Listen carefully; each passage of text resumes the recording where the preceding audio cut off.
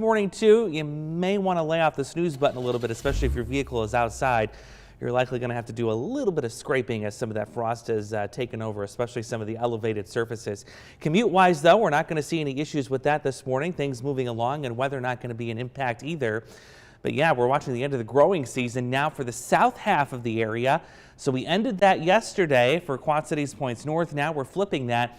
Areas down towards Mount Pleasant, Burlington, Galesburg, you've got your freeze warning until 9 o'clock this morning, and this is the last time you'll see this issued for the year as the growing season has now officially come to an end. And what a season it has been, prolonged, that is for sure. Again, kind of the frost and freeze is about 2 weeks behind schedule compared to normal, and that's no surprise with all the warmth we've had. There you see why the freeze warnings are in play, because you've got 20s as far south as Galesburg and Aledo, even Macomb getting in on the 20-degree action too this morning. So it is chilly really throughout the whole area. We've pulled in winds again from the north and west, and that's what's kept these numbers in the cold side of things, if you will, for the last couple of days here.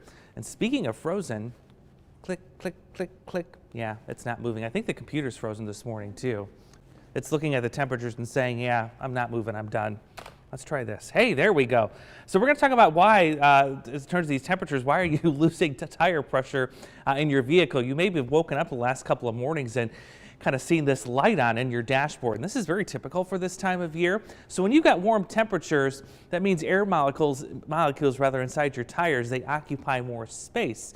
Makes sense, right? But when temperatures get colder, those air molecules, they actually shrink in size, so they occupy less space. And that means your tires begin to deflate. And boy, do a lot of us know that, especially if your car is stored outside overnight and into the early morning hours. And get this, for every 10-degree drop in temperature, your tires lose about 1 pound per square inch of pressure. And the fact that we're dropping temperatures so significantly at night now, you get these big swings of about 20 to 30 degrees during the day. Yeah, you're going to see a lot of this here in the next several weeks.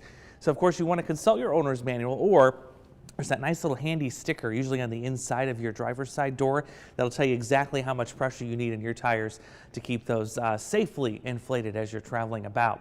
Now we will get some relief from this cooler air, if you will, as the week goes on. So the core of it is overhead right now. It's going to take its time to move off to the east here, but it will do that eventually.